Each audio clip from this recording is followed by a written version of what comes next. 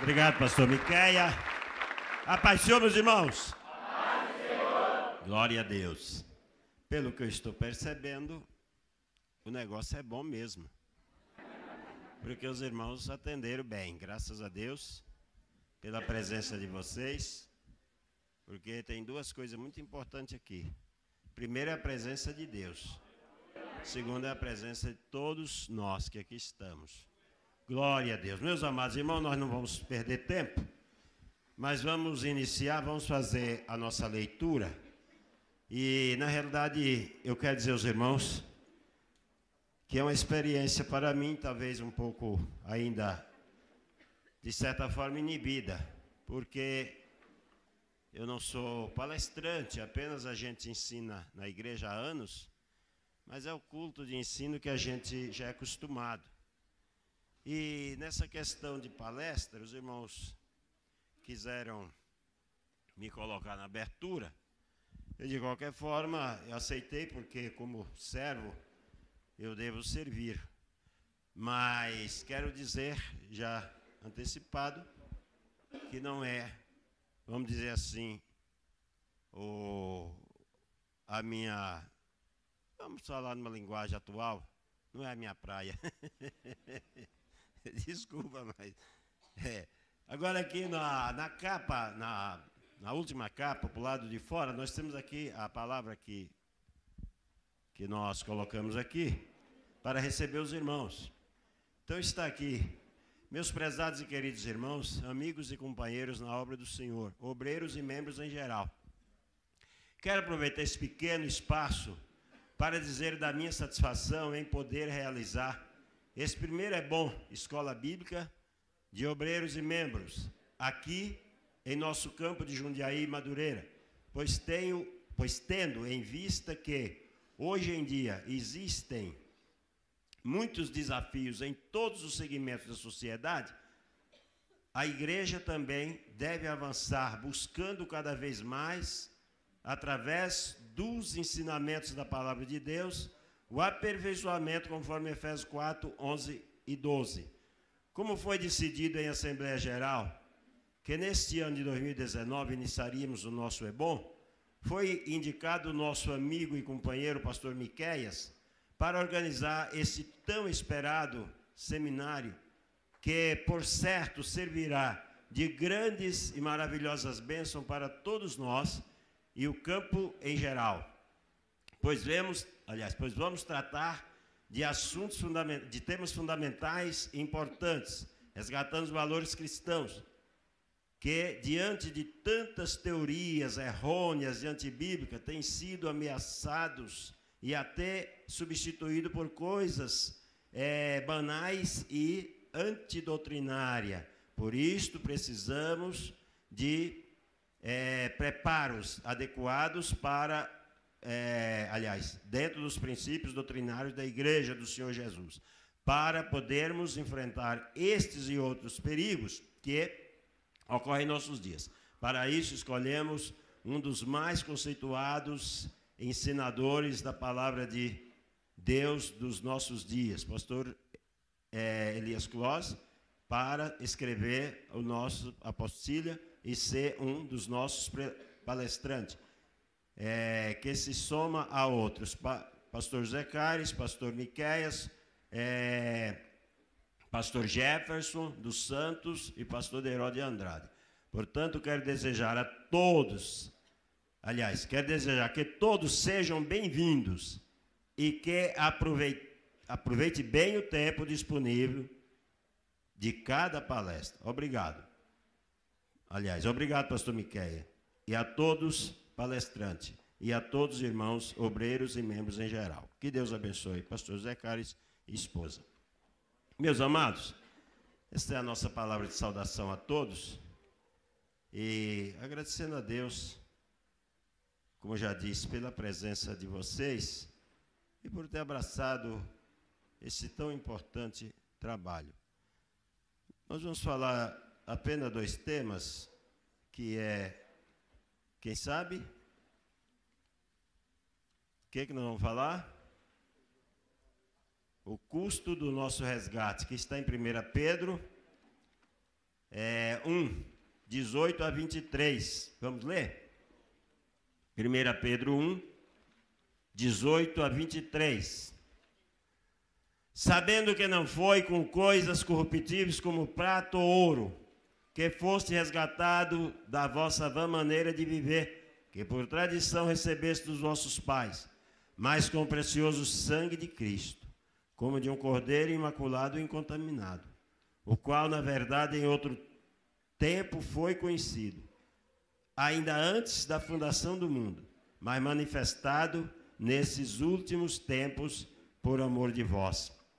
E por ele credes em Deus, que o ressuscitou dos mortos e lhe deu glória, para que a vossa fé e esperança estivessem em Deus, purificando as vossas almas na obediência à verdade para a caridade fraternal não fingida. Amai-vos ardentemente uns aos outros com coração puro, sendo de novo gerado, não de semente corruptível, mas da incorruptível, pela palavra de Deus viva, que permanece para sempre. Amém, meus irmãos? Amém. Pode tomar o vosso assento.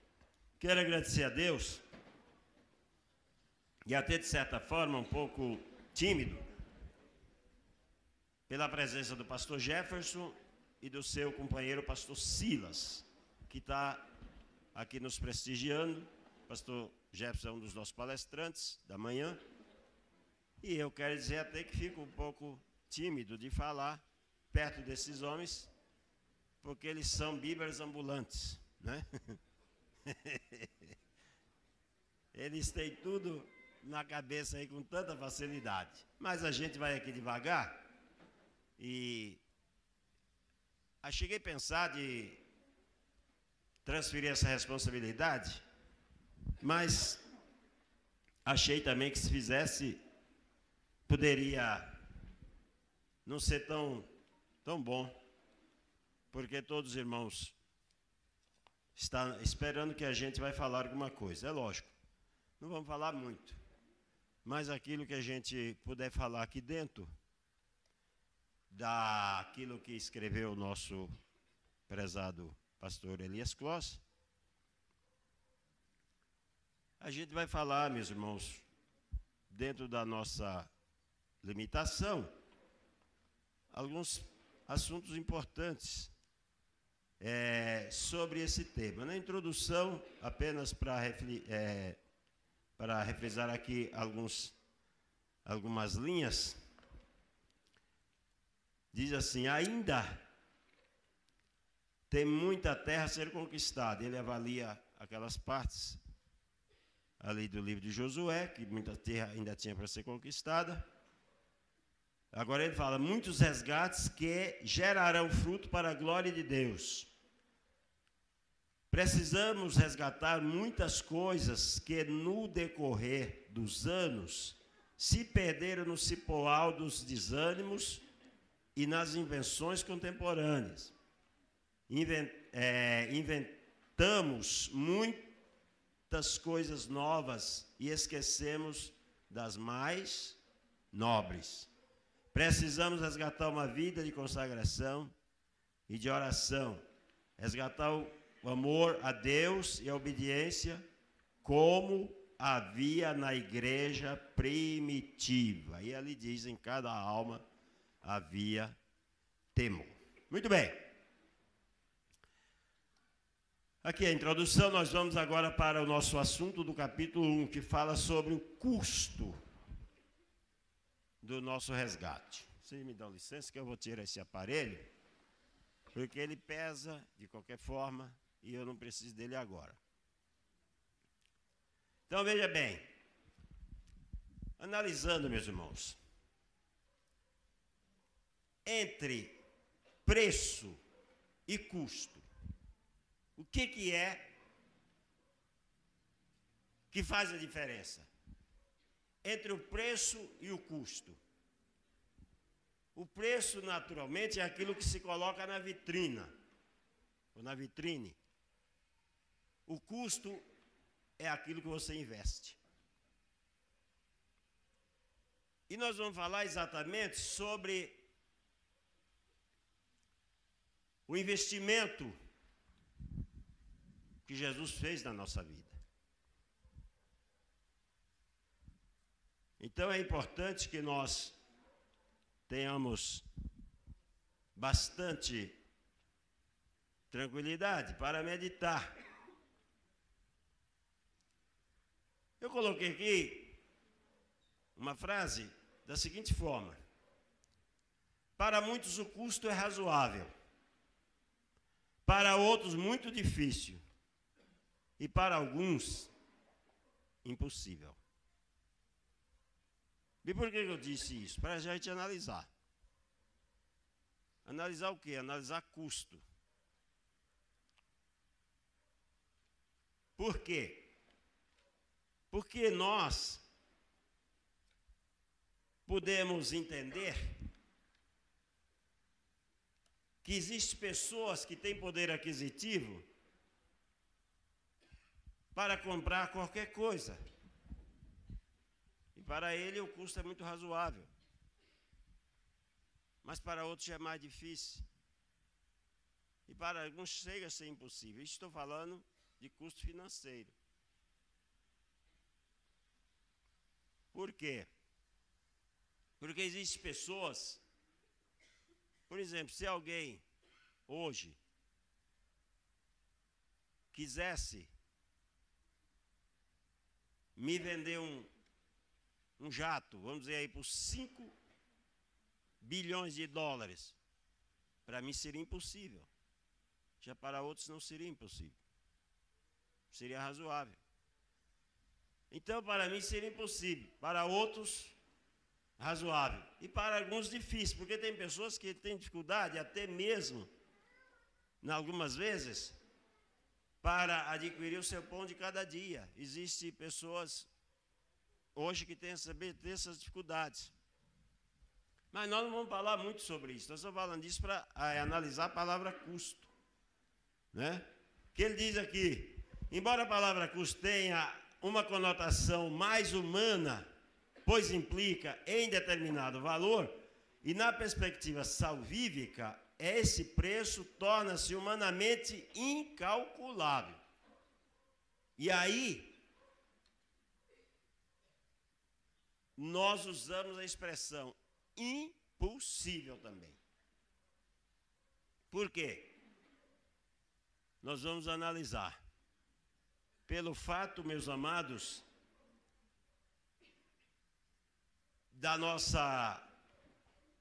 do nosso resgate não ser feito por dinheiro.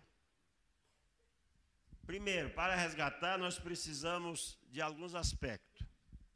Primeiro, precisamos de investimento. Investimento. E por isso que eu falei que o custo, exatamente, ele está entre o preço e o que você investe. Então, precisa de investimento, que significa sacrifício. Se você não investir em alguma coisa para o resgatar, você não consegue. E a palavra resgate, ela também não está no sentido do mercado comum. Ela se aplica em algumas coisas importantes, como perigos, como prisões, como outras consequências que as pessoas sofrem. Então, primeiramente, investimento. Segundo, compaixão. Se você não tiver compaixão, você não resgata ninguém. Jesus resgatou as nossas vidas exatamente porque ele tinha grande compaixão. Em terceiro lugar, nós vamos falar da ação. Porque se nós não agirmos, não tiver ação, nós não vamos resgatar ninguém. Nós estamos falando sobre o custo do nosso resgate. E aí nós vamos então entender, como a Bíblia diz aqui, na leitura que nós fizemos, que não foi com ouro e nem prata. Os irmãos bem sabem que o inimigo quis negociar com Jesus. Ele tentou negociar. Ele ofereceu para Jesus todas as riquezas do mundo, toda a glória delas, tentando, irmãos, negociar com Jesus o nosso resgate. Mas Jesus não quis. Jesus disse: eu pago mais. Eu pago mais por eles. O inimigo tentou. Aliás, quanto que vale uma pessoa no mercado de escravo? Hoje não existe mais esse mercado. Possivelmente, lógico que existe, talvez não aqui no Brasil, mas em muitos países ainda eu creio que existe, porque muitas pessoas são vendidas como escravos. Mas no mercado de escravo, quanto que a gente valia? Não muito mais do que 20 moedas de prata. Não é isso? Porque José foi vendido por 20 moedas de prata. Nós encontramos no livro de Amós, aliás, de Oséias, também que ele recomprou aquela mulher por 15 moedas de prata e dos 300 litros de cevada, 200 litros de cevada. Então, no mercado de escravos, ele não valia muito. E o inimigo se utilizava disto. Mas houve época, irmão, em Israel, e aí sim, aí está escrito em Amós, capítulo 2, verso 6, que se vendia uma pessoa por um par de sapato. Então, quanto que a gente valia? É para a gente analisar qual foi o custo. Qual foi o custo que Jesus investiu para nos adquirir? Então ele investiu muito mais do que isso. Porque se nós tivéssemos ainda, ou vivêssemos no mercado de escravos, nós não valeria, meus irmãos, muita coisa. Nós não valeria muita coisa. Agora, no sentido de que o inimigo queria negociar conosco, queria negociar com Jesus, para continuar nos dominando no mercado de escravo, aí sim foi que Jesus investiu em nós, investiu muito e pagou caro. E pagou muito caro. Quando o inimigo ofereceu para Jesus todas as riquezas do mundo, toda a glória delas, Jesus disse para o inimigo: eu pago mais. Eu pago mais por eles. Porque isto passa, essa riqueza, certamente, que o inimigo mostrou para Jesus, ela acaba, ela termina, ela passa um dia. Mas o que Jesus investiu em nós nunca vai se acabar. Então esse foi o custo que Jesus teve que Jesus investiu em nós, para poder nos adquirir. Quando o adversário queria nos conservar como escravo para sempre. E ele simplesmente quis negociar com Jesus.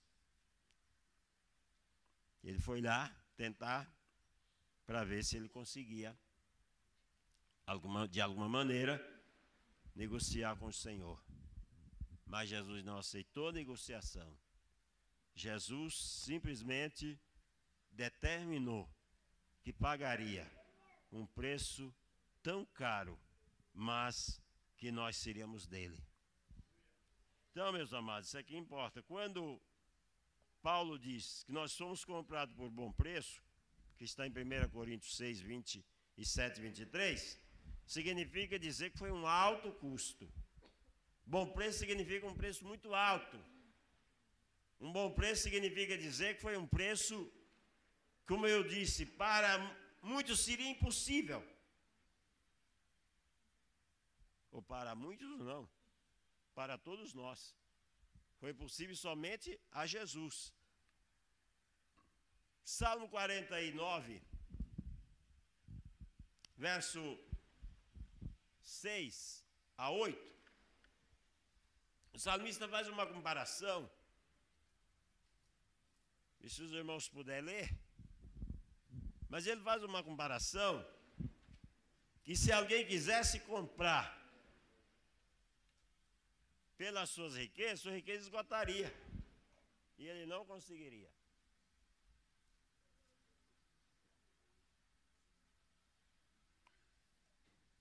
O que está escrito aí? 49, versos 6 a 8. Aqueles que confiam na sua fazenda e se gloriam na multidão das suas riquezas, nenhum deles, de modo algum, pode remir a seu irmão, ou dar a Deus o resgate dele, pois a redenção da sua alma é caríssima e cessará para sempre. Está vendo? Nenhum. Veja bem, meus amados, o que Jesus pagou por nós. Nenhum poderia, de forma nenhuma, remir o seu irmão e nem pagar o resgate. Estava confiado a Jesus. Esse resgate estava confiado a Jesus. Porque ninguém poderia. E, aliás, aqui nós vamos ver em Apocalipse, como aqui o comentarista diz aqui, e Jesus é apresentado como cordeiro que foi, entre aspas, morto e que com seu sangue comprou. E aí, meus irmãos, usa a palavra exata, comprou. Comprou. Para Deus. Dentre toda a tribo, língua, povo e nação. Então aí nós vemos que Jesus não pagou ouro, não foi prata e nem outra maneira, mas sim com o seu sangue. Com o seu sangue, ele nos comprou para Deus. Nesse texto emprega o verbo agorazô, que significa simplesmente comprar no mercado. Agorá também, que é o termo apresentado, e exagorazô, que significa libertar da culpa, ou libertar pela compra. Então, foi exatamente isso que Jesus fez. Ele pagou o preço. Amado, se fosse para o inimigo, porque o inimigo, enquanto a gente estava no mercado de escravo, ele fazia da gente gato e sapato, como se diz, né?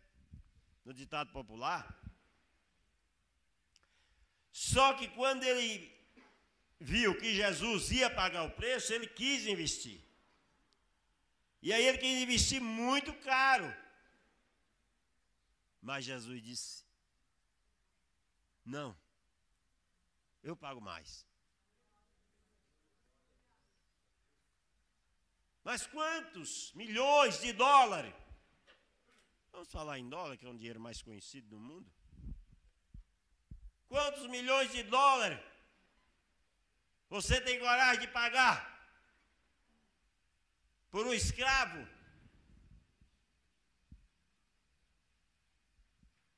Jesus disse: eu não vou pagar com dólar. Eu vou dar a minha vida. E aí foi onde o inimigo ficou muito frustrado. E tentou de todas as formas tirar Jesus do propósito. Tanto que nós lemos lá no capítulo 16 de Mateus que Jesus repreendeu Satanás quando Pedro estava falando: Senhor, de maneira nenhuma te aconteça isso. Jesus, para trás de mim, Satanás, que não entendas coisa de Deus, e só dos homens. Então, esse preço foi muito caro, irmãos. Paulo deixou aos Colossenses capítulo 2 e versos 13 a 15, Paulo deixou ali uma observação, meus irmãos, sobre o que Cristo fez. E é exatamente o que o diabo não queria. É exatamente o que o inimigo não queria. Lê para nós esse texto, quem pode ler, principalmente na Bíblia corrigida.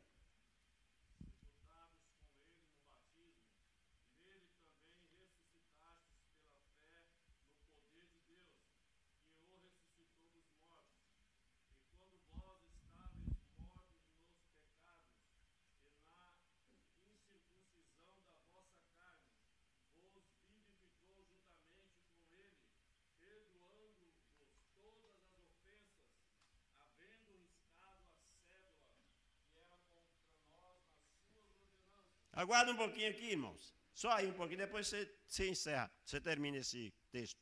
Mas veja bem, a cédula que era contra nós, e aí não é dinheiro. Aí não é uma cédula, não é uma promissória financeira. Porque aí está escrito nas suas ordenanças, porque na realidade nós não tínhamos como ser salvos pela lei, nós não tínhamos como ser salvos, meus amados irmãos, pela lei. Então ele levou na cruz, aleluia, ele cravou essa cédula que era contra nós, as suas ordenanças. E quando fala de ordenança, exatamente está falando de mandamentos. Pode continuar.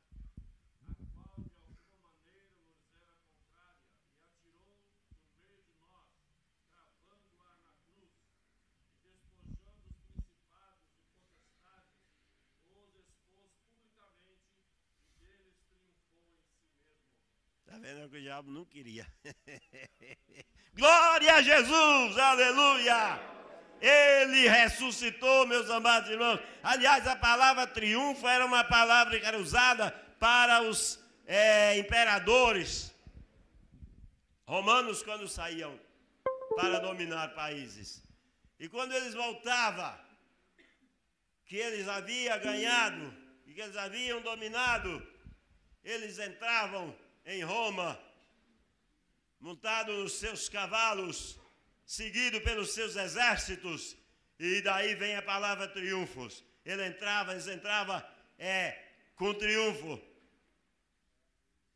dentro de Roma, para provar que foram vitoriosos. Jesus triunfou, aleluia, contra as potestades do inferno, aleluia, contra todas as potestades do mal. Ele triunfou, aleluia. Ele expôs publicamente, ele tirou a roupa deles e eles tiveram que fugir, aleluia.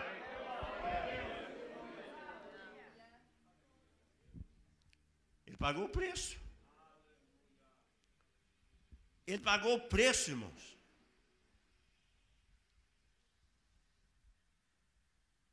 Ele pagou o preço, é exatamente o que o diabo não queria. E foi exatamente o que ele fez. Jesus fez exatamente o que o diabo não queria.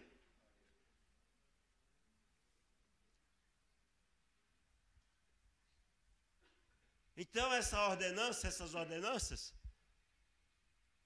nós não podemos comparar ela com uma promissória.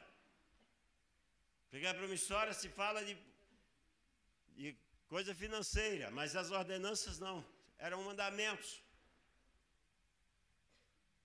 E que ninguém conseguiu cumpri-los. E Jesus então cumpriu eles, tirando do meio de nós, está escrito aí. Tirando do meio de nós, tirando ela do nosso meio e levando para a cruz. Ola barra surianda lá. Aramai, suriandas. Aleluia. Ele tirou do meio de nós. Levou na cruz. E ali ele estava pagando os nossos pecados. O escritor aos Hebreus diz: portanto agora temos ousadia para entrar no santuário, pelo novo e vivo caminho que ele nos consagrou, aleluia, pelo véu. Há 3 semanas atrás, mais ou menos, um pouco mais, a gente esteve ali no Jardim do Túmulo, lá em Jerusalém. E hoje a cidade parece que ela modificou, a gente não tem uma visão, mas segundo o nosso guia turístico, dali do templo eles estavam vendo Jesus na cruz. Porque ele foi crucificado na beira de uma estrada. Tanto que a Bíblia diz que os que passavam zombavam dele, maniavam as cabeças, né? E ele foi crucificado na beira de uma estrada. E do templo, eles estavam vendo. E a prova disso é que o centurião, quando ele viu aquilo, né?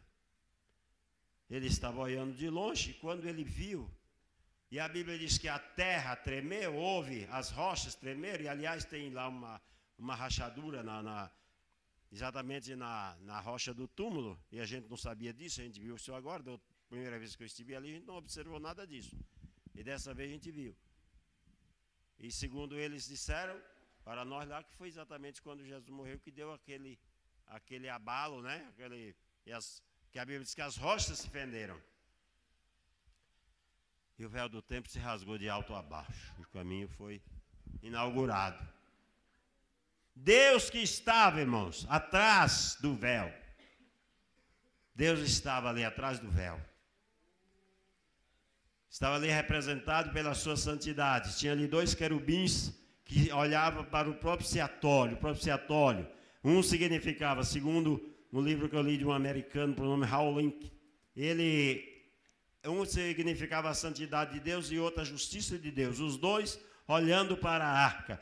Quando o sumo sacerdote chegava com o sangue do cordeiro e colocava sobre o propiciatório, então o pecado de Israel era coberto, porque dentro da arca tinha alguns objetos que significava, segundo esse americano, significava, tinha o maná, coisa com maná, um vaso com maná. Eles rejeitaram o pão de Deus, eles infamaram. A Bíblia diz, tinha também as tábuas da lei, eles também não aceitaram a lei. E tinha a vara de Arão, eles não aceitaram a liderança. Então ali, segundo a interpretação desse escritor, ele disse que ali estava representado os pecados de Israel.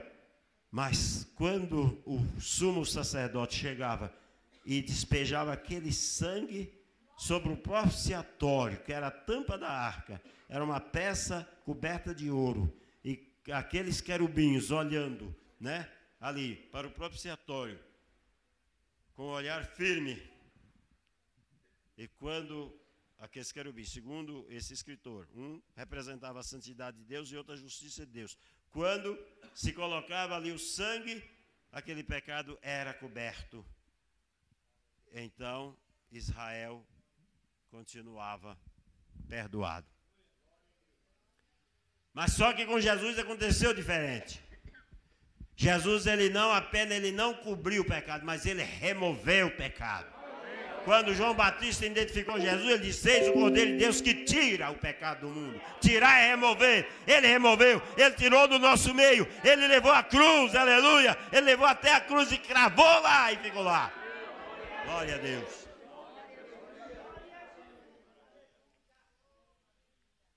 Então, meus amados, veja bem. O preço foi muito caro. Mas hoje vale a pena. A Bíblia havia previsto no livro de Isaías. Isaías disse, o trabalho da sua alma ele verá e ficará satisfeito. E o bom prazer do Senhor estará na sua mão.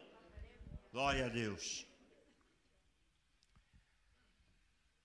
Então Jesus, ele fez exatamente o que o diabo não esperava e não queria que fizesse. Porque o diabo estava como escravo, aliás, estava nos escravizando. E aí eu aproveito para entrar também com a ilustração de um menino que matou o pato da mãe com a estilingada e procurou enterrar o pato. Mas a irmã dele viu. E aí, todas as vezes que a mãe mandava a menina lavar a louça, falava para ele, vai lavar a louça. Não, vai você, mamãe mandou, foi você. Olha que eu conto. Ele ia lá e lavava. Aí um dia aquele menino tomou coragem, irmão, criou coragem. Falou, mãe, se eu falar uma coisa para a senhora não me bate, não? Não, meu filho, se você falar a verdade, eu não bato, só que... Mãe, foi eu que matei o pato da senhora. Aí a moça acostumada, né? Quando a mãe vai lavar a louça, ela olhou para o menino, vai você. Ele falou, não, agora eu já conversei, eu já falei com a minha mãe. Ela já sabe que foi eu que matei o pato. Ele não era mais escravo, irmão. Nós não somos mais escravos do adversário, porque Jesus nos resgatou com o seu sangue precioso. Aleluia! Glória a Deus! Vamos continuar, meus irmãos, aqui um pouquinho mais para nós analisarmos. Glória a Deus. Mas a ideia da redenção ou do resgate é mais frequente e mais plenamente expressa pelo termo grego litron e outros termos aparentados. Litron, que vem do verbo lió. Aqui está lió, mas na Bíblia chave, palavra, como é que é? Palavra-chave. Ela diz lió, quer dizer, o carrego está no ó, aqui está no i. O grego sempre é uma língua um pouco difícil, principalmente que você não estuda, né? Então é muito difícil, porque uns pronunciam de uma maneira e outros pronunciam de outra. Mas esta palavra, ela significa, meus irmãos, soltar, desamarrar, libertar,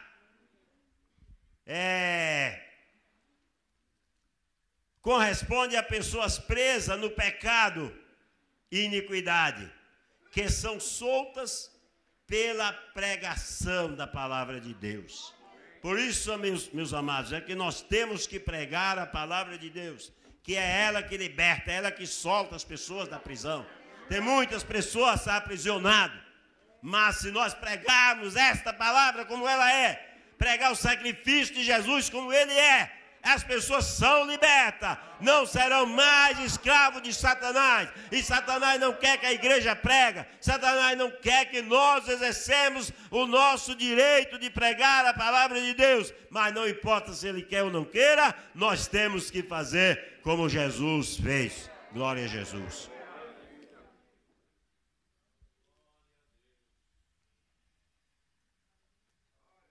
Jesus fez exatamente o que o inimigo não queria. Não queria que acontecesse, mas aconteceu. Glória a Jesus. Meus amados, o verbo lion, do verbo lion, significa livrar. Era empregado especificamente pelos escritores gregos para referir a um preço pago para resgatar prisioneiro de guerra, para livrar os que estivessem em servidão ou em escravidão. E aqui ele cita Hebreus capítulo 2. Aliás, ele cita 11.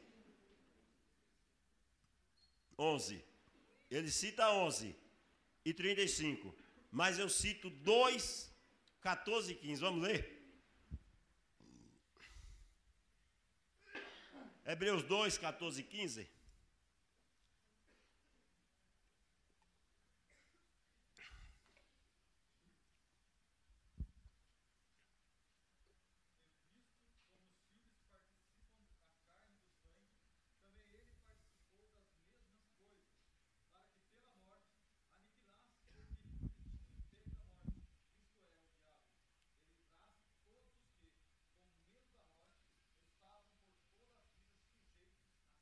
Está vendo? Está vendo? Foi isso que ele fez.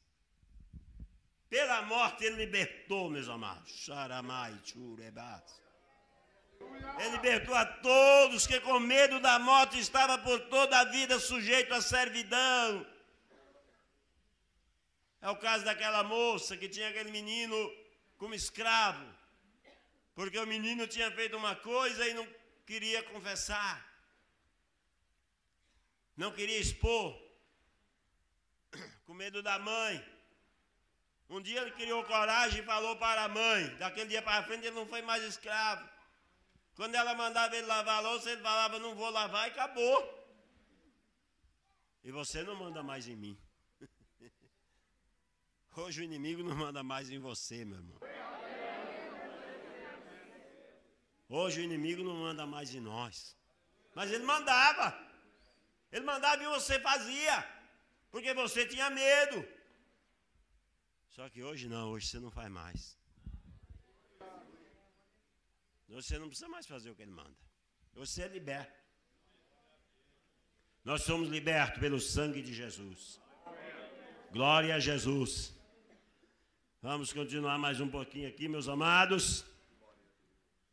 Em nosso caso, fomos sequestrados e presos pelo diabo através da queda de Adão, a qual trouxe à raça humana o pecado e a maldição. Em Adão, todos nós fomos cativos, fomos escravos. Adão, infelizmente, entregou toda a raça humana no poder do adversário. Jesus veio para tirar. E Jesus tirou. Por isso que a Bíblia diz, né, que o sacrifício de Jesus, vamos ler Apocalipse 2:9, só porque esse versículo é muito importante. Porque lá tem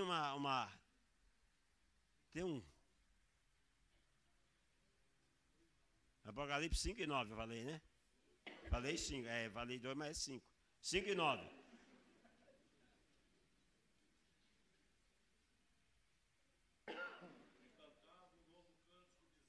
Aí.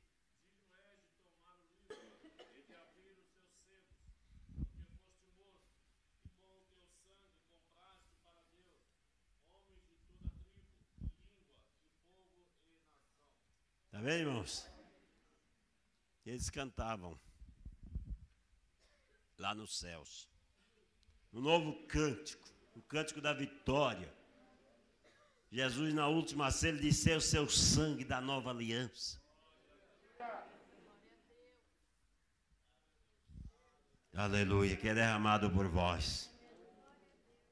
E o escritor aos Hebreus diz que o testamento só tem valor quando o testador morre. Então, quando Jesus morreu, nós somos valorizados. Glória a Deus.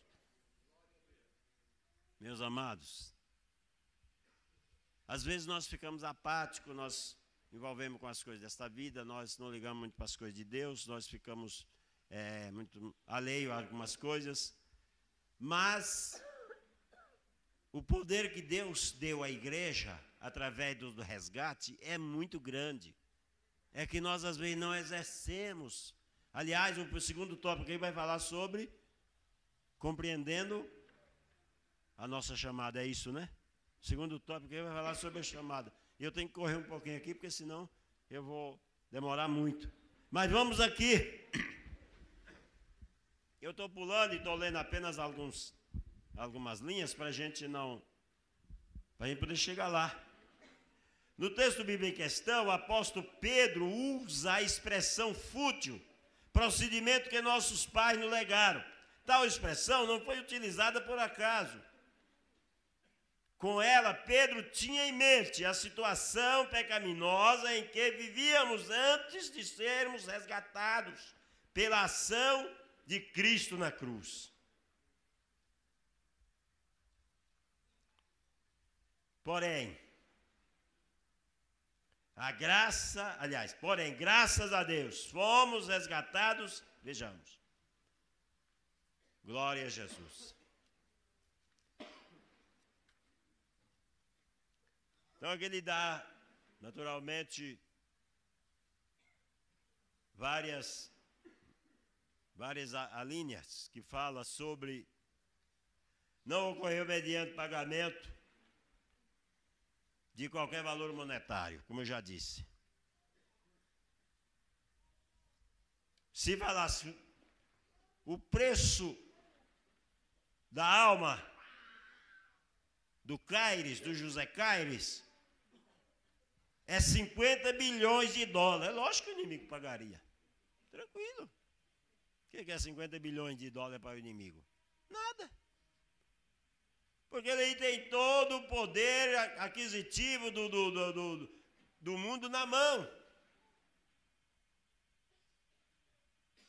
Mas uma coisa que ele não tinha, e que ele não tem, e que ele não podia fazer, é o que Jesus fez.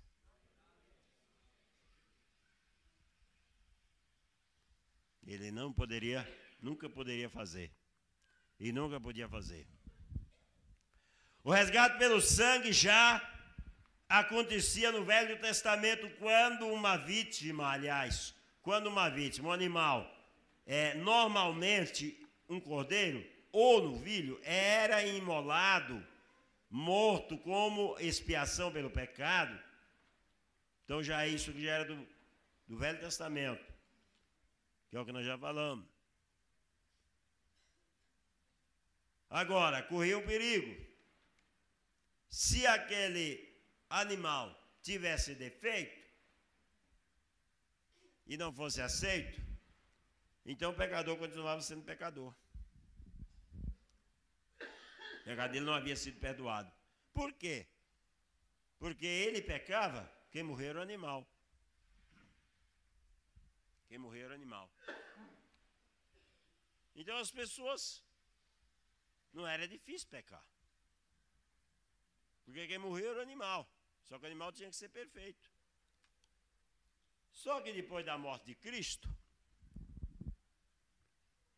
isso não precisou mais. Porque a morte de Jesus, ela foi substitutiva e também definitiva.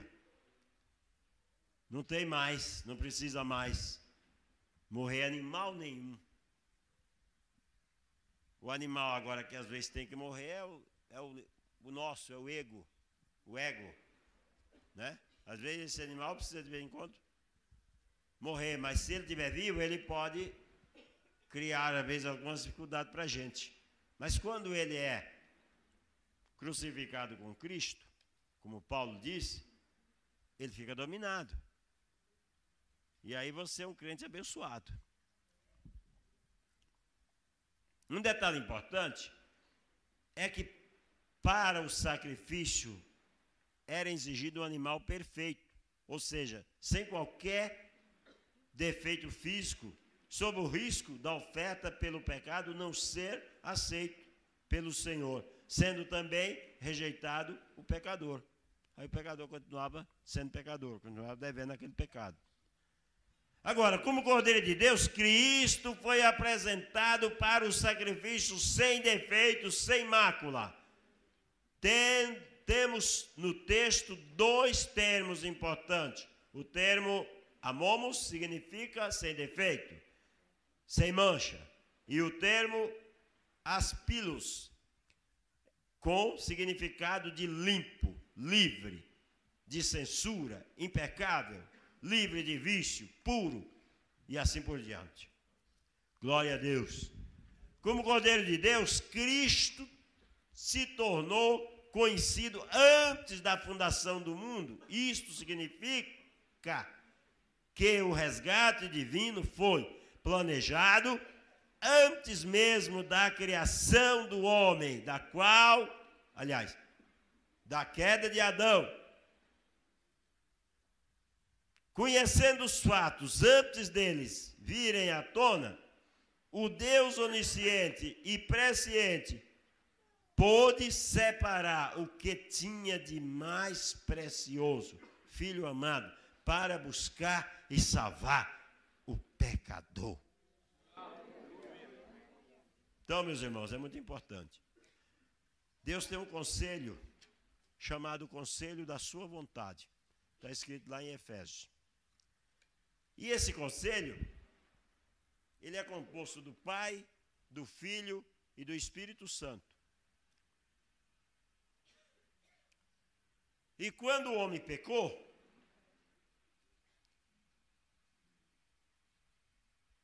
Deus reuniu o conselho e disse: agora o homem é como um de nós, sabendo o bem e o mal.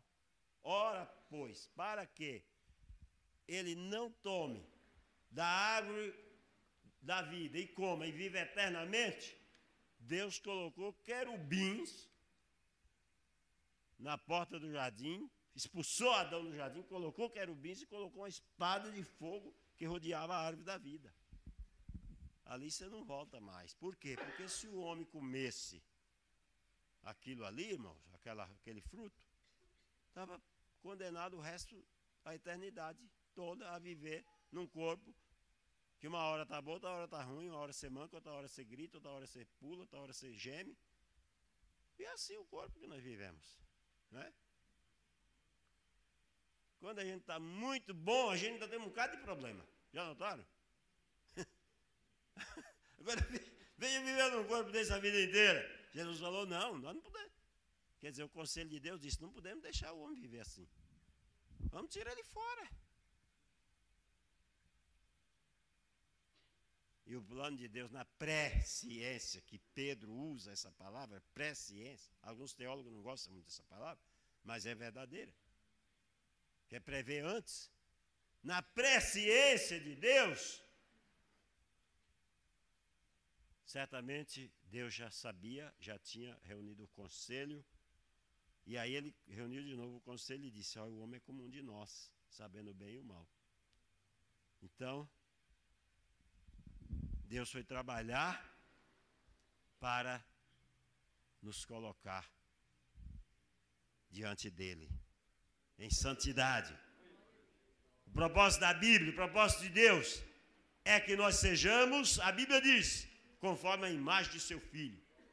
Nós temos que alcançar a estatura de varão perfeito. E foi para isso que Jesus morreu. Foi para isso que ele pagou o preço. Para você ser um varão perfeito. Ou uma varoa perfeita, vamos dizer assim. Jesus já pagou. Mais uma ilustraçãozinha rápida, para não tomar muito tempo. Mas eu me lembro, irmãos, eu estava em Madureira uma vez, não faz muitos anos, mas deve fazer bem mais de 35, quase 40 anos, talvez mais de 40. Ainda o pastor Paulo Macalão era vivo, ele morreu em 82, para vocês terem uma ideia. E ali tinha um pregador, e ele contou algumas ilustrações. E uma delas foi exatamente de um camarada que comprou uma passagem no navio, e a viagem era para vários dias, e ele preparou uma farofa, um negócio para ele comer no caminho. Quer dizer, no caminho, no navio, né? Porque o navio tem o seu caminho. Para ele comer no navio. Mas com 3 dias o negócio dele azedou. Ele teve que jogar fora. E ele ficou com fome. E ele via no restaurante aquele povo falando alto e todo mundo comendo e alegre. E ele, coitado, o que vai fazer? Procurou o convés, procurou o porão do navio, foi se esconder, deitar para lá, para não ficar ali sofrendo mais ainda, vendo o povo comer, e ele com fome. E o capitão do navio deu falta de um passageiro. E começa, procura daqui, procura de lá, procura daqui. Até que desceu lá embaixo e achou ele lá deitado. Aí o capitão do navio chegou, mexeu com ele. Levanta aí, rapaz, o que está acontecendo? Falou, olha, é que eu comprei meu dinheiro só para comprar passagem. E eu comprei a passagem e eu não tenho dinheiro para comer. A comida que eu trouxe azedou, tive que jogar fora. O capitão falou, rapaz, quando você compra a passagem já está incluído tudo, a despesa está incluído. O cara estava sofrendo à toa, irmão. Tem tanto crente sofrendo aí, ó. Ainda carregando um negócio nas costas, né? Como aquela coitada daquela mulher que estava encurvada. Sendo que Jesus já libertou ele faz tempo. Aliás, a história conta que depois que foi assinada a lei da liberdade, né? A Lei Áurea, em 1888, ainda ficaram muitas pessoas escravas. Porque os patrões seguravam para que eles não soubessem que tinha uma lei que libertava eles. Assim o inimigo sabe que tem uma lei que liberta o homem. Mas ele quer segurar o máximo para você nunca falar de Jesus, para você não falar dessa lei, porque essa lei liberta, essa lei da vida, essa lei da condição, essa lei, meus irmãos, solta o homem das amarras do pecado. Resgata. Essa lei resgata. E ficou muitos escravos ainda presos. Aliás, escravos muito tempo. Porque a lei, ela precisa ser divulgada. Se ela for assinada e não for divulgada, o povo continua do jeito que é. Hoje as coisas estão fáceis. Hoje você está aqui, você está sabendo o que está passando lá no Congresso. Se você abrir o YouTube agora, você vai ver o que está acontecendo no mundo inteiro. Mas antigamente não era assim. E o inimigo tentou segurar o máximo, e agora ele ainda tenta segurar. Nós já estamos no ano de 2019. Está quase completando 2000 anos que Jesus morreu. Está quase completando. E ainda tem muita gente escrava, porque não conhece a mensagem. Porque não conhece a mensagem. Mas Jesus quer salvar essas pessoas. Aleluia, ele morreu para isso. Meus amados irmãos, como Cordeiro de Deus, Jesus Cristo ressuscitou dentre os mortos. Como o pecado que nos tornou escravo tem como recompensa a morte. E aí ele cita Romanos 6:23, o salário do pecado é a morte, né? O Salvador idealizado por Deus deveria ser vencedor diante da morte. Tal evidência ficou clara na ressurreição realizada pelo Senhor, Filho, aliás, pelo Senhor. Aí ele fala, as ressurreições realizadas pelo Senhor, ele cita, filho da viúva de Naim, cita filha de Jairo, cita Lázaro, e depois ele cita a sua própria ressurreição. João 20, né? Capítulo 20 de João. E a ressurreição do Senhor é a doutrina mais importante do cristianismo. Sem ela, segundo Paulo, é vã a nossa pregação e é vã a nossa fé. Somos tidos por falsas testemunhas de Deus, porque temos asseverado contra Deus que ele ressuscitou Cristo, ao qual ele não ressuscitou. Isso é Paulo que diz lá em 1 Coríntios capítulo 15 e verso 11. Aliás, verso 14 a 15. Porque, naturalmente, Paulo estava justificando que se Jesus não tivesse ressuscitado, a nossa fé seria vã. Mas, meus amados, como Cordeiro de Deus, Cristo foi manifestado no final dos tempos. E a palavra manifestado significa tornar visível ou conhecido, ou que estava escondido e desconhecido, revelar o oculto e assim por diante. Então isso é maravilhoso. como Cordeiro de Deus, Cristo será glorificado. Esta glorificação já aconteceu em parte. De Cordeiro, aliás, de acordo com o ensino de Paulo, em Filipenses 2, 6 a 11, pois ele subsistindo em forma de Deus, não julgou como usurpação o ser igual a Deus. Antes a si mesmo se esvaziou, assumindo a forma de servo, tornando-se semelhança de homem e reconhecido em figura humana. A si mesmo se humilhou, tornando-se obediente até a morte, e morte de cruz. Pelo que também Deus o exaltou soberanamente e lhe deu o nome que está acima de todo nome, para que ao nome de Jesus se dobre todo joelho dos que estão nos céus, na terra, debaixo da terra, e toda língua confesse que Jesus Cristo é Senhor, para a glória de Deus Pai. A única coisa que o inimigo não queria é que acontecesse isso. Agora todo joelho se dobre diante de Jesus. O inimigo queria que dobrasse diante dele, né? O inimigo tinha sede por adoração. Só um gesto de Jesus, se Jesus tivesse feito, tinha entregado a nossa vida na mão do adversário. Ou não tinha nos libertado, porque na mão nós já estávamos, mas ele não tinha nos libertado. Mas ele foi firme na sua decisão. Por isso que eu disse, irmão, no começo, o que é que eu disse sobre resgate? Resgate precisa haver, primeiro, investimento. Segundo, compaixão. E terceiro, ação. Porque se não tiver isso, não há resgate. Glória a Jesus. Meus irmãos, vocês estão com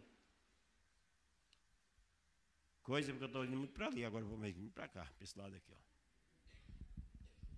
É meu jeito de ser. Mas vamos lá.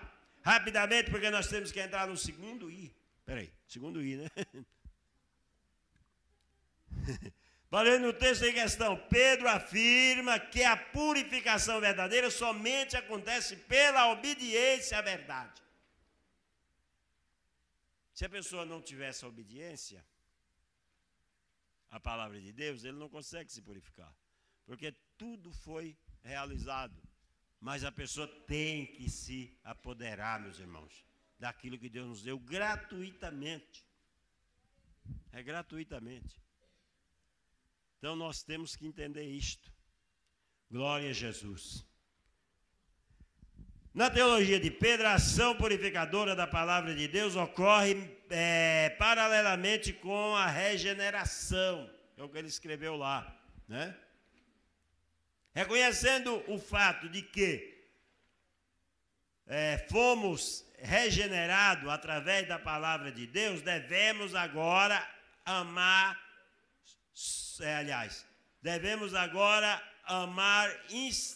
intensamente nossos irmãos.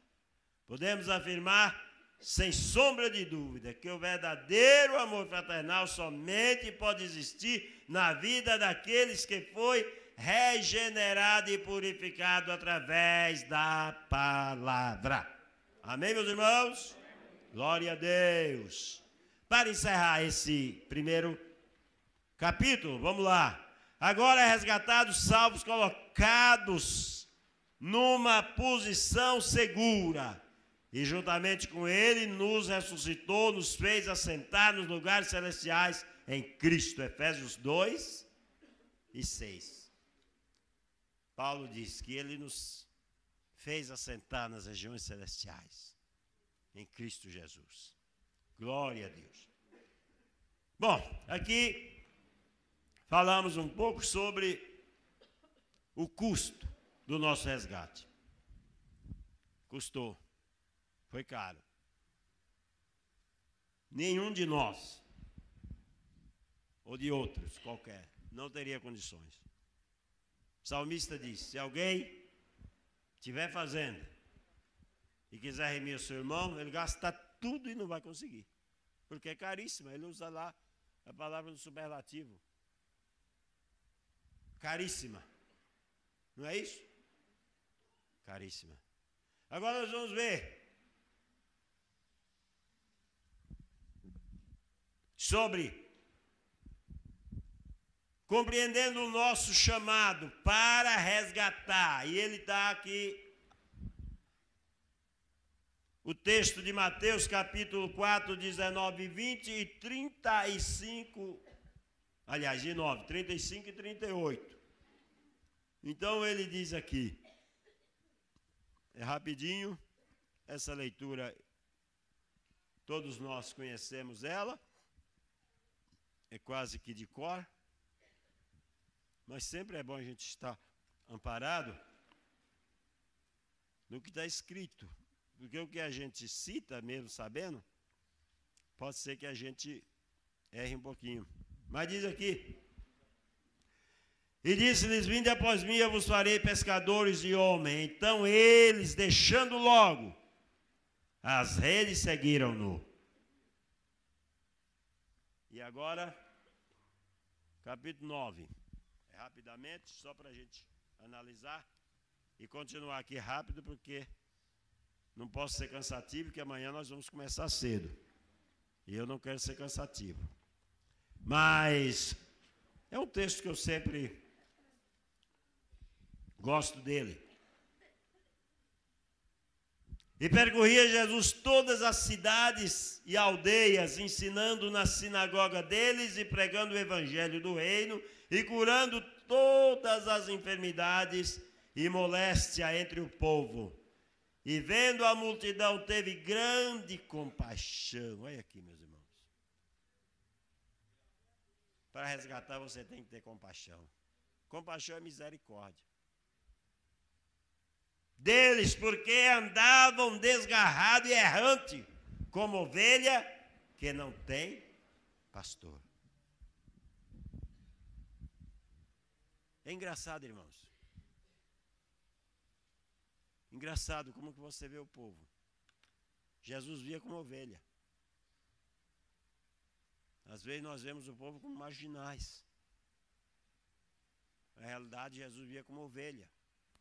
Só faltava ter pastor.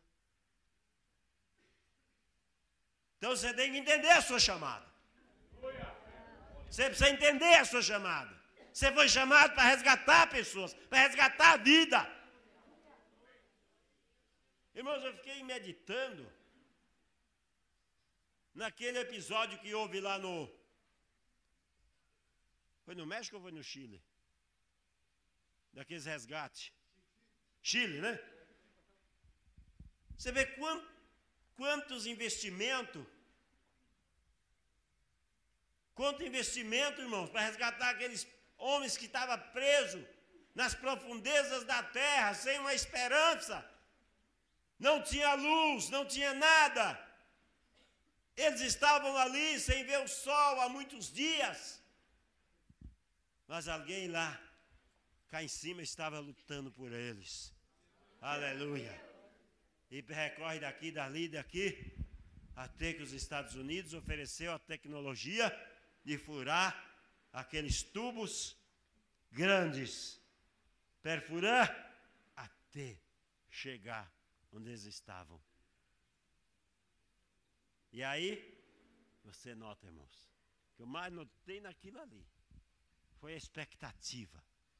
Ali o presidente esperando, o governador esperando, o prefeito esperando, todo mundo esperando. E quando chegava o presidente corria e abraçava. Oh, que resgate maravilhoso! Mas custou investimento, custou ação. Para investimento, você precisa, para resgate, você precisa ter ação. Você precisa entender a tua chamada. Senão você nunca vai ser um bom obreiro. Ou mesmo que você é membro, mas você um dia vai ser obreiro. Glória a Jesus. E aqueles socorristas, né? Eles desciam naquele tubo e chegava lá, fisgava um e subia com ele. E quando chegava lá em cima era aquela festa. Eu imagino quando a gente chegar lá em cima, que festa maravilhosa, né? Jesus desceu às partes mais baixas, irmãos, desta terra, para nos resgatar. Agora você tem que entender essa chamada. Glória a Jesus. Você tem que ver as pessoas como ovelha. O que precisa é pastor. Jesus não disse orai para que mande ovelha, mas ele disse orai para que mande pastor, mande obreiros, porque ovelha está no mundo, tem que ser resgatada. Glória a Jesus. E aqui, continuando a leitura, ele diz: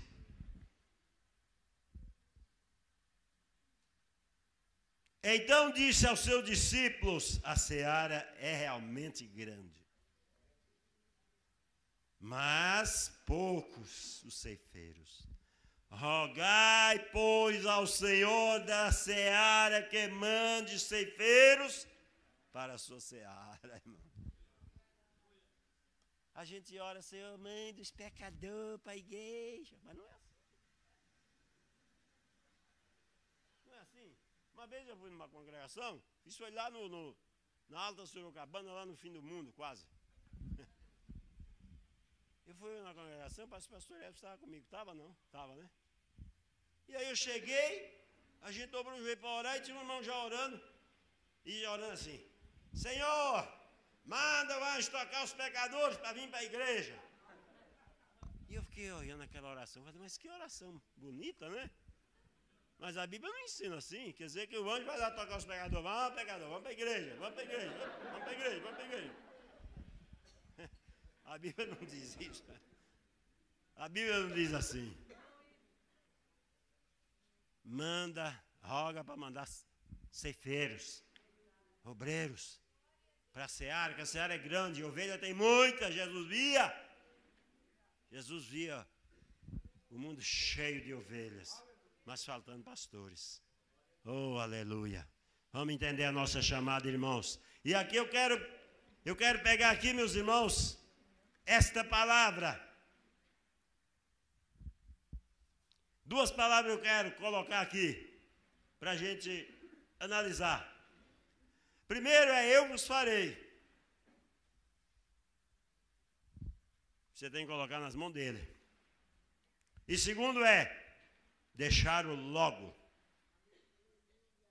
Deixar-o logo.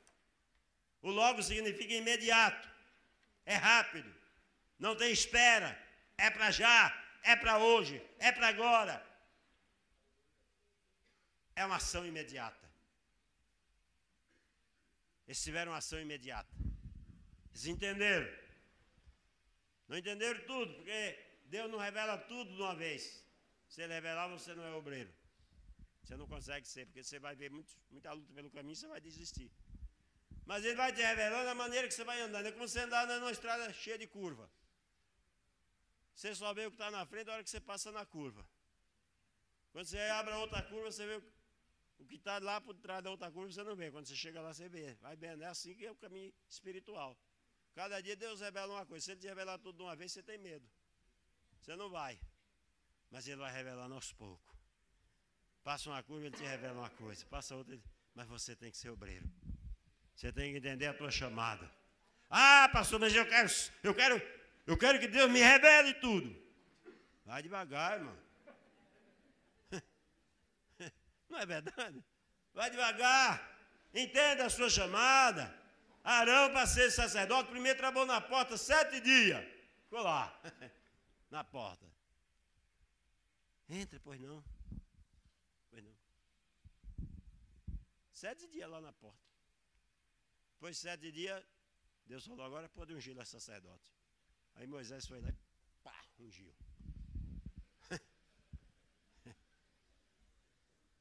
Mas foi com a ordem de Deus, né, Claudinho? Glória a Jesus. Vamos lá. Meus amados irmãos, a missão primordial de Jesus foi resgatar seus primeiros discípulos para que, na condição de resgatado, fossem os fiéis representantes da missão mais nobre, aqui eu digo, essa palavra eu grifei, mais nobre, que se pode desempenhar nesta terra. Glória a Jesus. Então é importante. Então eles deixando logo as redes, seguiram-no. Eles deixaram as redes, deixaram os barcos, deixaram seu pai e seguiram a Jesus. As redes significava deles o ganha-pão. O barco era o transporte que eles tinham. E o pai representava a família. Eles deixaram tudo isso e seguiram a Jesus. Eles entenderam. Porque Jesus disse: eu vou fazer de vocês pescador de homens. Meus amados, nós precisamos entender a nossa chamada. Né? Eu vi um pastor uma vez pregar no Brás, faz muitos anos, na Major Marcelino, e ele falava assim: tem gente que está procurando seu ministério. E ele falava: cadê meu ministério? E ele ainda fazia aquele jeito: cadê meu ministério? Onde está meu ministério? Seu ministério está no meio do povo. É só exercer. Você sabe que foi chamado? Sabe? Ah, pastor, eu sei. Outros falam assim: ah, pastor, eu tenho dúvida. Será que você tem dúvida? Se você tiver dúvida, ore. E busque a Deus. Mas nós temos que entender que o nosso chamado é um chamado para resgatar vidas, resgatar pessoas. Glória a Jesus. Obedecer a chamada de Cristo implica até mesmo em deixar certas obrigações sociais. A expressão sepultar o pai, segundo aqui o comentarista, tinha a ver com uma obrigação do filho mais velho, que deveria cuidar de seu pai até a morte. Só assim ficaria livre para cuidar da sua própria vida.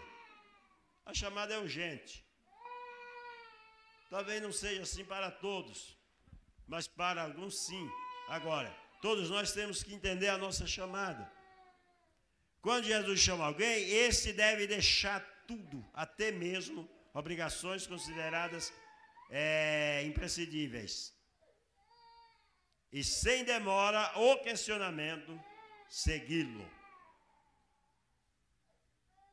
E aí ele dá um exemplo de Levi, estava lá na coletoria. Jesus chamou ele e deixou tudo. Ninguém sabe, no final, quem foi assumir o cargo dele, a posição dele. Ninguém sabe, a Bíblia não disse, mas ele foi firme com Jesus.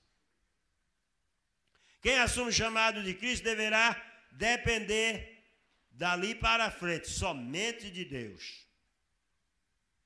E é isso que é importante, irmãos, quando você entende que você depende de Deus. Enquanto você coloca os homens como responsável pela sua chamada, você vai ter muita dificuldade. Não que não seja o homem que aprova a sua chamada, porque Deus usa os próprios homens. Mas você tem que ter uma convicção de Deus.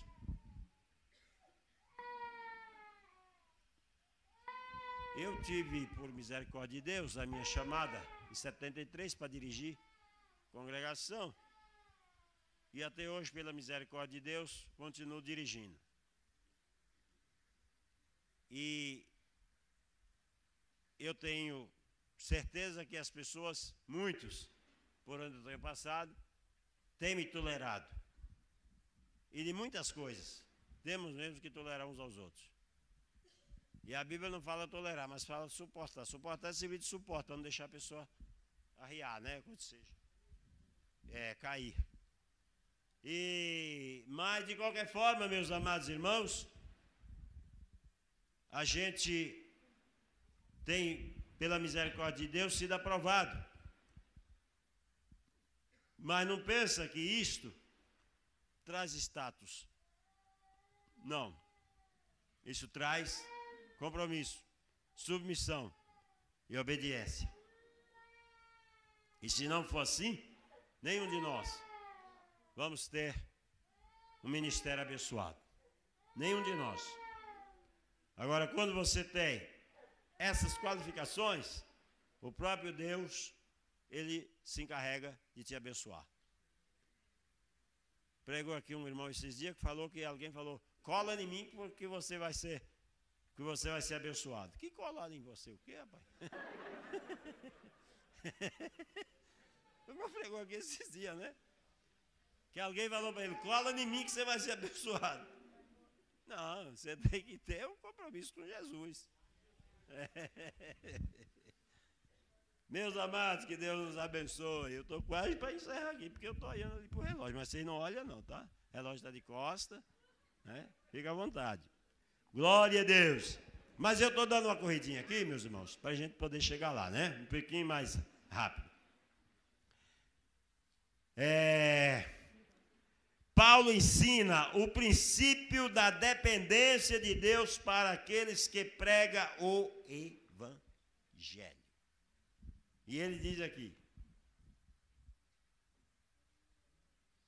que vivam do Evangelho.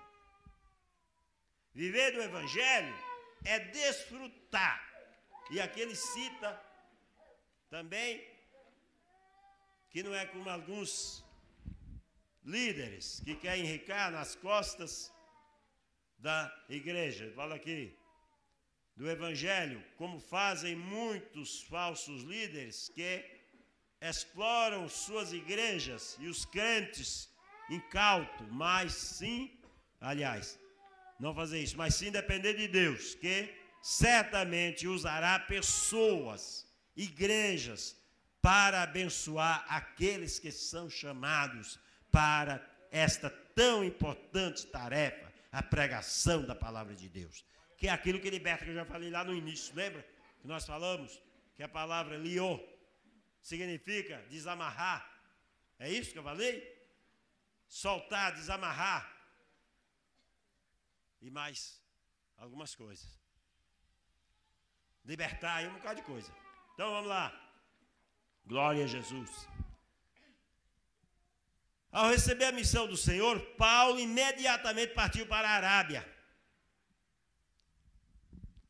Observe que ele não foi buscar consentimento ou aconselhamento junto a outros que já eram apóstolos antes dele, e até mesmo mais experientes. Também não obedeceu à vontade e desejo de sua carne, mas, pelo contrário, obedeceu ao Senhor. Primeira experiência de Paulo, primeira oração dele. E eu fico muito pensando ali. Eu medito muito naquela oração. Qual foi a primeira oração de Paulo? Quem é, Senhor? Ele queria conhecer quem era o dono da obra. E ele disse: quem é, Senhor? Quando Jesus disse: eu sou Jesus, ele falou: então o que queres que eu faça? Então ele procurou duas coisas importantes ali: conhecer o dono da obra e conhecer a vontade do dono da obra. Nós temos que conhecer a vontade do dono da obra. Se você é obreiro, você precisa conhecer a vontade do seu Senhor. Aleluia, glória a Deus. Você tem que saber qual é a vontade do Senhor para a sua vida. E eu estou falando na terceira pessoa, mas deve falar na segunda. Para a tua vida. Se você é obreiro, você deve conhecer a vontade. Paulo, ao cair no chão, cego, ele viu um raio de luz tão clara que cegou ele. Que a luz, quando é clara demais, ela cega a gente, não é? É normal? Porque o nosso olho é tão fraco em vista da luz de Deus, da glória de Deus, que a gente não consegue. E Paulo, com aquele raio de luz, ele caiu cego. Mas ele fez a primeira oração direta a Jesus. Certamente orava, porque era fariseu. Era fariseu. Os fariseus eram muito zelosos, uns eram até radicais demais.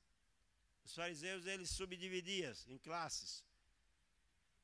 né? Uns eram muito radicais, outros eram mais liberais, era assim, mais ou menos assim. E Paulo, pelo que se vê, era um dos mais radicais.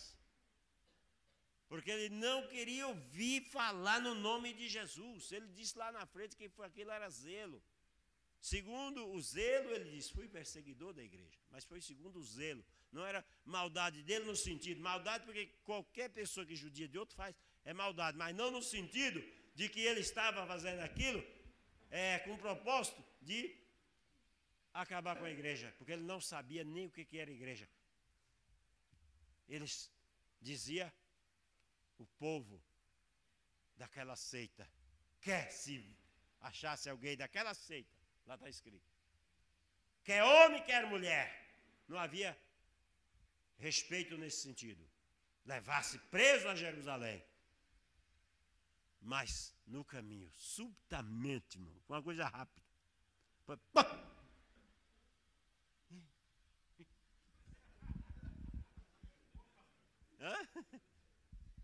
e aí? E ele foi abrir os olhos, que olhos, coisa nenhuma. Né? Uma vez teve uma eclipse lá na minha terra, eu era muito criança, não lembro disso, mas meus irmãos contaram, meus irmãos eram mais velhos. E o cara, ninguém sabia que ia ter um eclipse, começou a escurecer e o cara começou, eu estou cegando. Eu estava escurecendo de dia e o cara falou que estava cegando. Mas não foi isso a experiência de Paulo, foi diferente, né? Foi diferente. Paulo estava totalmente cego, mas ele orou, cego mesmo ele orou. Importante é orar, irmãos. Talvez você não enxerga muito na hora, mas ore. Às vezes na sua chamada você não enxerga o que vai ter lá na frente. E é bom que você não enxergue mesmo, senão você volta. Né? Senão você vai acabar de voltar. Mas Paulo diz, quem é, Senhor? Jesus disse, eu sou Jesus a quem tu persegues. Duro será para ti recalcitrar contra os aguilhões. Senhor, o que queres que eu faça? Você tem que conhecer o dono. E você tem que conhecer a vontade do dono. Aleluia. Tem um ditado que diz que quem engorda o gado é o olho do dono. Aleluia. Quem sustenta a igreja é o olho do dono. Aleluia. É o dono da obra, é o dono da igreja, é o dono da nossa vida.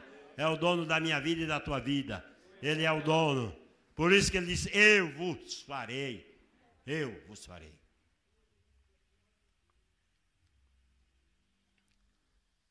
Jesus podia usar muito bem a palavra eu.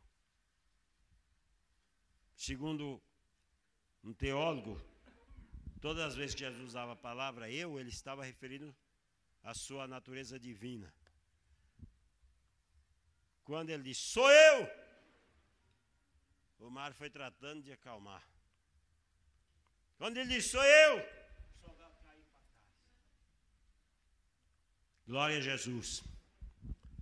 Vamos saber a vontade dele, meus irmãos. Fazer uma pergunta, você não responde, não. Responda você mesmo. Você já conhece ele? Só reflete, é para reflexão. Você já conhece? Eu vou dar um tempinho para você refletir. Você já conhece ele? Sim, você já chegou à conclusão que já conhece. Agora, qual a vontade dele? Você quer conhecer a vontade dele? Paulo queria conhecer a vontade dele. E conheceu a vontade dele. Glória a Jesus. Continuando aqui, meus irmãos. Eu tenho até que hora? 9h30? Um pouquinho antes, né? Mas eu estou terminando, já estou terminando. Devemos entender que o chamado de Deus é o chamado mais importante que um homem pode receber. Sim ou não?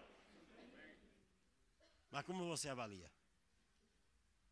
É para refletir, como você avalia? O chamado de Deus é o chamado mais importante que um homem ou uma mulher pode receber. É mais importante. Então você tem que conhecer a vontade dele. O que queres que eu faça? Eu quero que você resgate vida. Ai, Senhor, eu não sei. Eu não posso. Eu não estou preparado. Eu não tenho teologia. Eu não fui na escola. Irmão, não existe desculpa, irmãos. Não existe desculpa. Cada um fala na sua cultura. Cada um fala do que sabe, né? A Bíblia diz que tinha uma profetisa lá de 84 anos lá em Jerusalém, e quando ela viu que Simeão pegou aquele menino e começou a chacoalhar e dizer: agora, ó Senhor, despede o teu servo em paz, porque os meus olhos já viram a tua salvação que tu preparaste para o teu povo Israel. E ela na mesma hora começou a falar dele. Dele quem? De Jesus. Uma mulher com 84 anos falando de Jesus. É ele. Chegando. Vocês estão vendo? É ele. Era ele mesmo. Era ele, glória a Deus, aleluia. Meus amados, glória a Jesus. O preço da chamada é o espírito de renúncia, deixando imediatamente as redes, deixando o barco e seu pai. Seguiram-no, verso 20 e 22. A chamada de Cristo tem prioridade. Nenhum interesse humano pode sobrepor-se a ela. É difícil, mas o preço do discipulado. Aliás, é difícil, mas é o preço do discipulado. Os discípulos tiveram que deixar redes, entre aspas, barco de pesca, entre aspas, família, entre aspas, e outras coisas importantes para que se tornassem úteis para Deus. Você quer ser útil para Deus? Quem não quer? Se eu perguntasse aqui, quem não quer ser útil para Deus? É lógico que ninguém ia dizer, ninguém ia manifestar. Mas se eu perguntar quem quer ser útil para Deus, você também não precisa manifestar, mas você avalia. É só para você avaliar.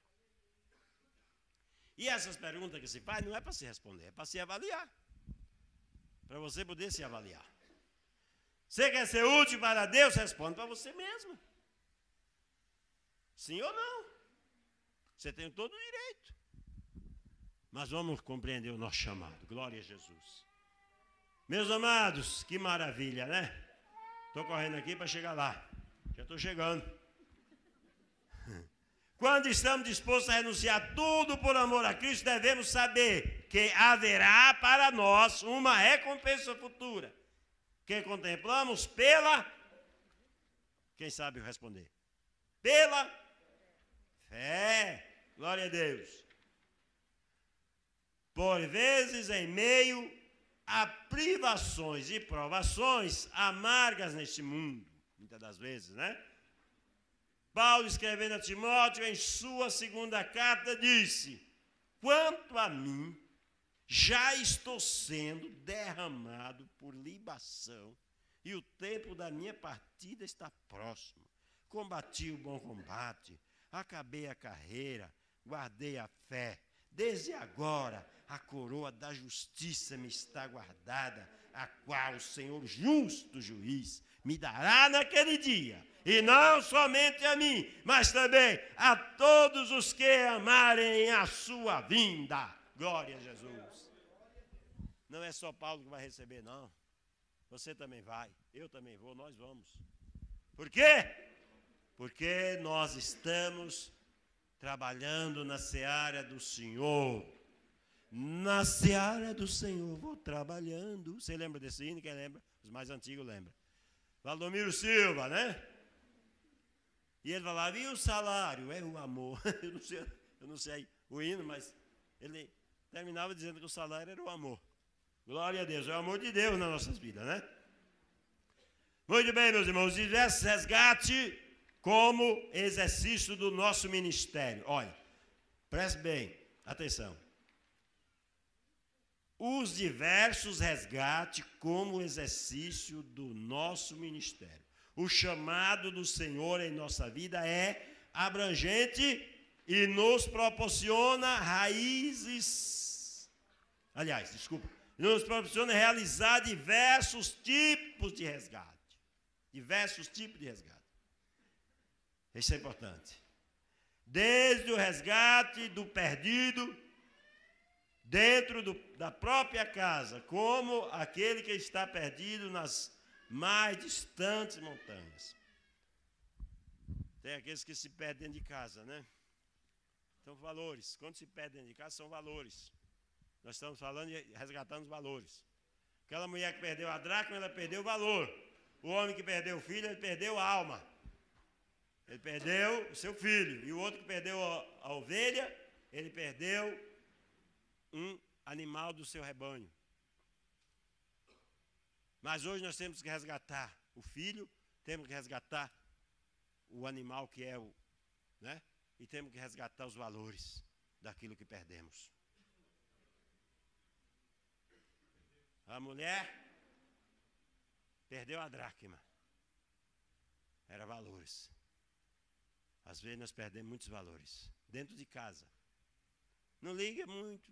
Hoje eu não vou na oração, hoje não vou na escola dominical, amanhã também não vou no culto de doutrina, não vou não sei o quê. E vai que o negócio não concordo. Irmãos, eu concordo ou sem corda, você deve entender a chamada de Deus para a sua vida. Glória a Jesus. Tem pessoa que não concorda com nada.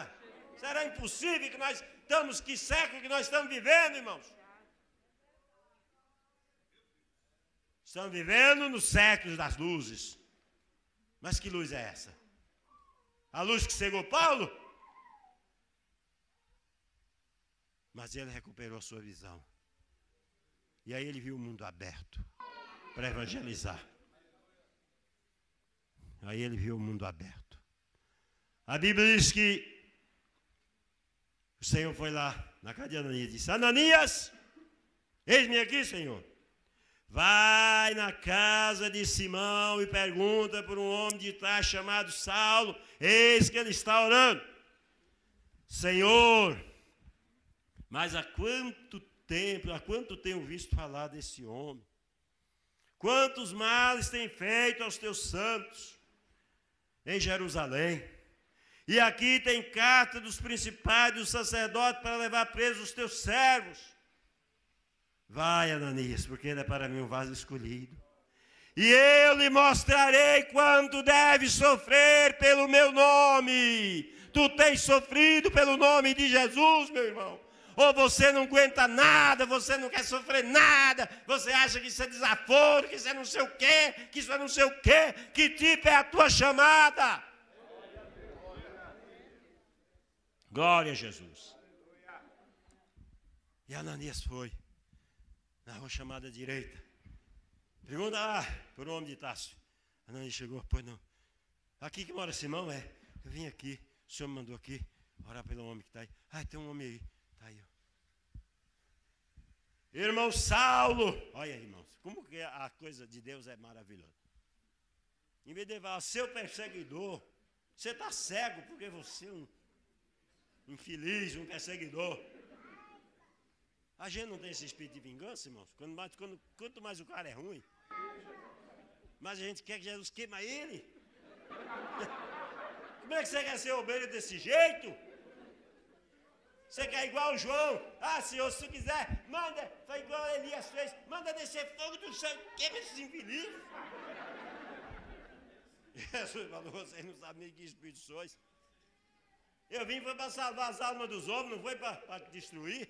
Já pensou, Jesus manda? Não, então manda descer fogo, eu quero acabar com esse samaritano. Quantas almas Jesus salvou ali, né? Quantas vidas tinha naquela cidade. Coisa maravilhosa.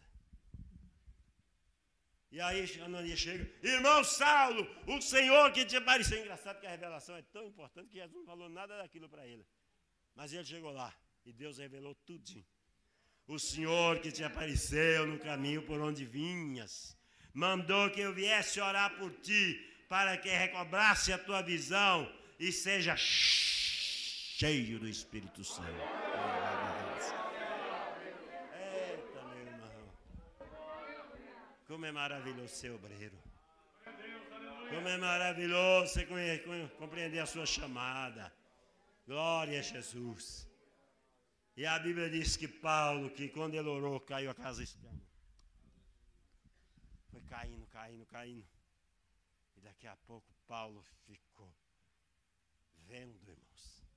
E Paulo começou a ver as almas, começou a ver aquelas multidões de pessoas perdidas. E Paulo falou, eu não vou nem para Jerusalém, eu vou atrás dessa, eu vou para a Arábia, eu vou pregar o Evangelho. E começou a pregar o Evangelho. Paulo, irmão, foi o maior implantador de igreja da história. Hoje lá em Roma tem a Basílica de São Paulo. Eu não conhecia, fui lá agora, mas é uma coisa enorme. A Basílica de São Pedro, você já sabe que é a igreja de Roma, né? Que é a oficial. Mas a de São Paulo também é muito grande. É muito importante. Mas veja bem, Paulo já tinha orado para saber a vontade do Senhor, para conhecer o Senhor e para saber a vontade dele. Muito bem, em busca do perdido, porque o Filho do Homem vem buscar e salvar os que havia perdido. Lucas 19:10. Uma das finalidades do ministério de Jesus é resgatar o perdido. Jesus veio buscar ou em busca do homem perdido. Jesus veio. A Bíblia diz que o desejo de Deus é que todo homem seja salvo e venha ao pleno conhecimento da verdade. 1 Timóteo 2:4. E nós? É uma pergunta. Estamos indo em busca dos perdidos? É duas interrogações aqui. Nós estamos indo? Você avalia. Não responda. Mas avalie. Se você está indo, como é que está sendo a sua maneira de trazer as almas para a igreja? Como é que está sendo a sua maneira de analisar? Como é que está sendo você com o seu dirigente lá na congregação? Você aprova tudo que ele faz ou você é daqueles tribulosos que não gosta de nada? É para avaliar. Aqui é para avaliar. É avaliar, não é? É saber qual é o seu chamado, é valorizar, né? Glória a Deus. É muito fácil hoje virarmos as costas às pessoas que estão necessitadas. Temos a facilidade de ignorar os problemas dos outros. Nós temos muita facilidade de ignorar os problemas dos outros, né? Meus amados, estou já terminando. Eu já estou aprendendo, viu? Não sei o quê. Falar que estou terminando e não estou. Mas é que ainda tem um pouquinho. Mas vocês querem que eu pare? Agora eu vou parar. Eu vou parar. Quer que eu continue? É rapidinho, então. Vamos lá. Falar de Jesus aos homens é nosso dever. Sim ou não? Aí você pode responder. Que é uma pergunta para você responder. O que não é para você responder é para você avaliar. Para isso, Jesus treinou 12 homens. Instruiu a todos para essa tarefa ministerial. Que maravilha. Jesus deu a eles o maior exemplo de resgatar vidas. Foi a casa de Zaqueu. Resgatados os perdidos da heresia. A heresia hoje é muito perigosa, mas aqui ele coloca 3 pontos para você identificar uma heresia. Primeiro, está em desarmonia com a Bíblia. Segundo, contradição de fatos históricos ou doutrinários. E o terceiro outras fontes doutrinárias que não são a Bíblia, ou que não seja a Bíblia. Então, essa é a maneira de você identificar uma seita. Porque igreja é igreja, seita é seita, irmãos. Seita não é igreja. Você não vai atrás por aí de seita pensando que é igreja que não é. Você tem que saber o seu chamado. Glória a Deus. Também resgatando os feridos. Fala aqui, ele dá o exemplo de algumas coisas, depois do samaritano lá, do bom samaritano, daquele moço que caiu na mão do salteador. Agora, para encerrar, e agora é verdadeiro, né? O obreiro diferenciado é aquele que sabe o que quer e aonde quer chegar. Quando chegar e o que fazer para atingir o objetivo. Deu para entender essa frase? O obreiro diferenciado é aquele que sabe o que quer, onde quer chegar. Quando chegar, o que fazer para atingir o seu objetivo. Tem pessoas que chegam e não sabem o que fazer. Pedro foi lá no sepulcro de... Foi ele e João, né? Pum, pum, pum, pum, pum, pum, correndo. E Pedro correu mais. Chegou lá, olhou e ficou quietinho. Não, foi João que correu mais, né? João correu mais. João correu mais. João era bem corredor, né? Se pegasse aqui na São Silvestre, ia ganhar todo mundo. Né? Hã? Corria rápido, né? Era o... Como é que chama aquele corredor lá da Nigéria? Isso. João correu. Mas chegou lá, só olhando. Aí Pedro, mais atrás. Cansado. Já foi chegando. Tirando o lençol, mexendo com tudo. Falou, não está aqui mesmo, não. Eita, meus irmãos, que coisa maravilhosa. A chamada é maravilhosa. Mas tem uns que chegam no lugar e não sabem o que fazer. Eu vim aqui fazer o quê? Tem obreiro que quer mudar de congregação, depois ele pergunta assim, eu vim aqui fazer o quê? É verdade, irmão, por que pareça. O que eu estou fazendo aqui? Irmão, vai procurar, me perdoa. Mas que coisa engraçada, né? Meus irmãos, eu estou encerrando. Agradeço a paciência de vocês. Deus abençoe. E amanhã tem mais. Pastor Miquel, pode ir. Com você.